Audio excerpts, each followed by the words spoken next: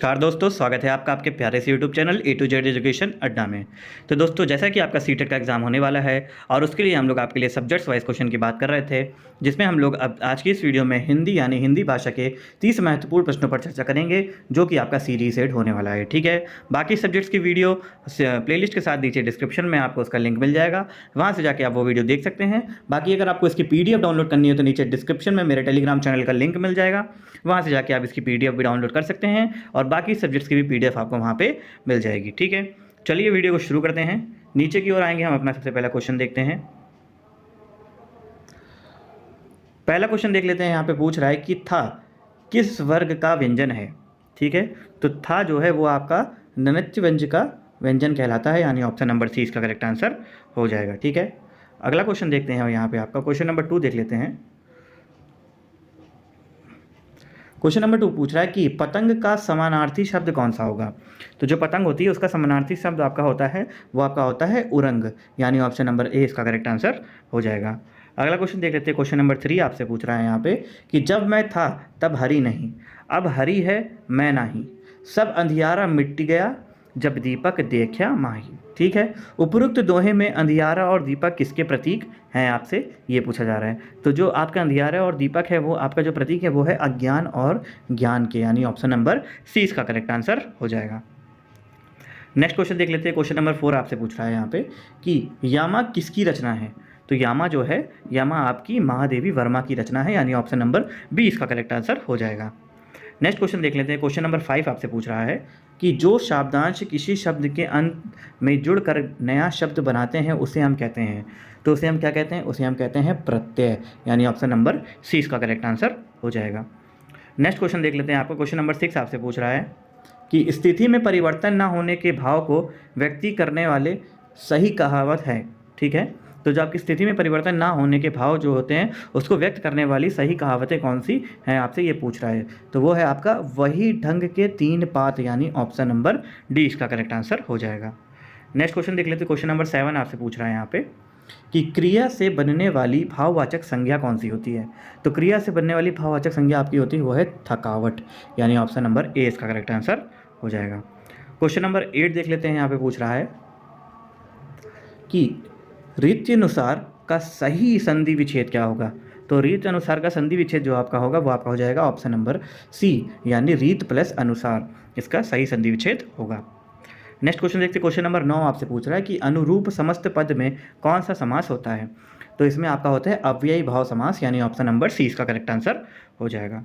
Next question देख लेते हैं। क्वेश्चन नंबर 10 आपसे पूछ रहा है यहाँ पे कि कौन सा शब्द भ्रमण का पर्यायवाची नहीं है। तो यहाँ पे आपका कौन सा शब्द ऐसा है जो भ्रमण का पर्यायवाची नहीं है, तो वो है आपका प्रभाकर, यानी ऑप्शन नंबर डी। ठीक है, क्वेश्चन नंबर 11 देख लेते हैं। यहाँ पे पूछ रहा है कि ऋतुजा का सही विलोम शब्द क्या होगा। तो ऋतुटा का सही विलोम आपका जो होगा वो आपका हो जाएगा वक्रता, यानी ऑप्शन नंबर 20 का करेक्ट आंसर हो जाएगा। अगला क्वेश्चन देख लेते हैं। यहाँ पे क्वेश्चन नंबर 12 आपसे पूछ रहा है कि जो पसीने से उत्पन्न हो के लिए एक उपयुक्त शब्द कौन सा है। तो उसके लिए जो उपयुक्त शब्द है वो है आपका स्वदज, यानी ऑप्शन नंबर सी इसका करेक्ट आंसर हो जाएगा। अगला देख लेते हैं। क्वेश्चन नंबर 13 आपसे पूछ रहा है यहाँ पे कि साखी का मूल तत्सम शब्द क्या है। तो साखी का मूल तत्सम शब्द जो है वो आपका हो जाएगा शिक्षा नहीं होगा, बी साक्षी भी नहीं होगा, सी साखी सखी भी नहीं होगा, और डी यहाँ पे इनमें से कोई नहीं। तो ऑप्शन नंबर सी डी इसका करेक्ट आंसर होगा कि इनमें से ऑप्शन ए बी सी में से कोई भी यहाँ पे साखी का मूल तत्सम शब्द नहीं है। ठीक है, अगला क्वेश्चन देख लेते हैं। यहाँ क्वेश्चन नंबर 14 आपसे पूछ रहा है कि हिंदी का कौन सा प्रेमा खान कवि एक आँख का काना था। तो कौन था वो कवि जो एक आँख का काना था, वो आपका था जायसी जी, यानी ऑप्शन नंबर डी इसका करेक्ट आंसर हो जाएगा। अगला क्वेश्चन यहाँ देख लेते हैं। क्वेश्चन नंबर 15 आपसे पूछ रहा है कि कवि शब्द में कौन सी संज्ञा आती है। तो कवि जो शब्द है उसमें आपकी जो संज्ञा आती है वो आपकी होती है जातिवाचक संज्ञा, यानी ऑप्शन नंबर बी इसका करेक्ट आंसर हो जाएगा। नेक्स्ट क्वेश्चन देख लेते हैं। यहाँ पे आपका नेक्स्ट क्वेश्चन नंबर 16 आपसे पूछ रहा है कि सस्वरवाचक का मुख्य उद्देश्य क्या है। तो इसका जो मुख्य उद्देश्य है वो है बच्चों की पढ़ाई संबंधित झिझक को समाप्त करना, यानी ऑप्शन नंबर बी इसका करेक्ट आंसर हो जाएगा।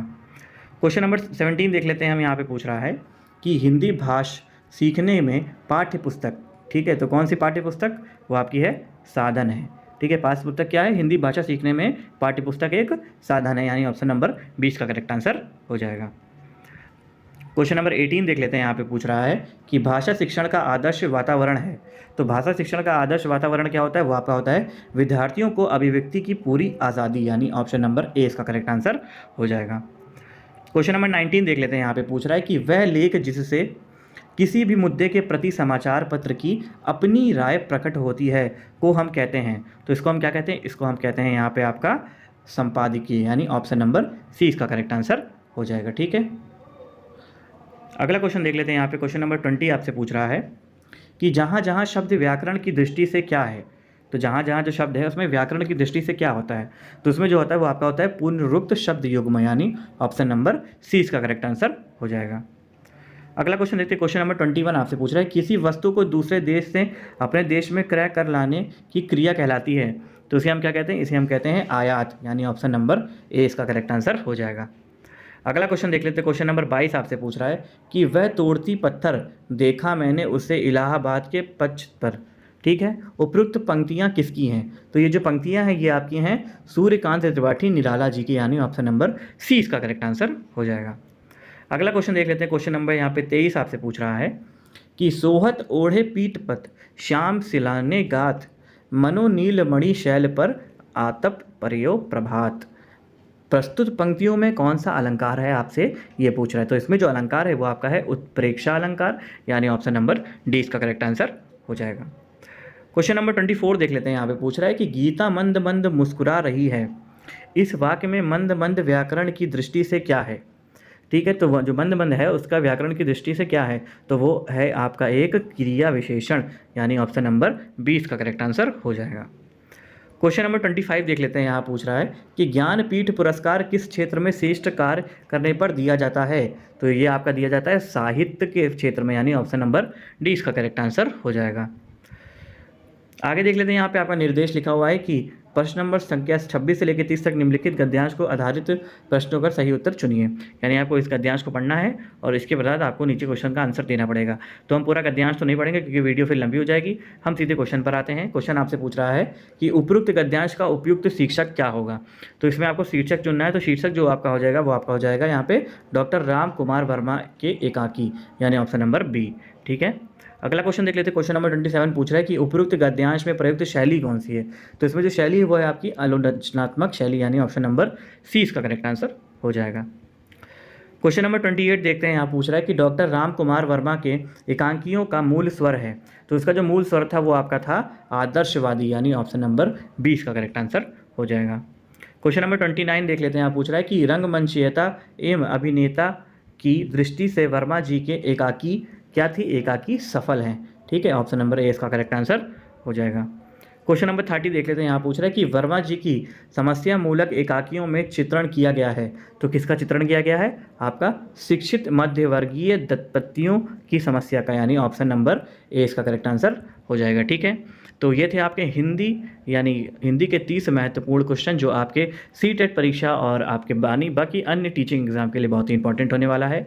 तो वीडियो पसंद आए तो वीडियो को लाइक जरूर कर लीजिएगा, चैनल पर नए हो तो चैनल को सब्सक्राइब जरूर कर लीजिएगा और नीचे बेल आइकन पर क्लिक कर लीजिएगा ताकि ऐसी आगे आने वाली वीडियोस आपको तुरंत से तुरंत मिल सके। ठीक है, मिलते हैं नेक्स्ट वीडियो में नए टॉपिक के साथ। जय हिंद, जय भारत।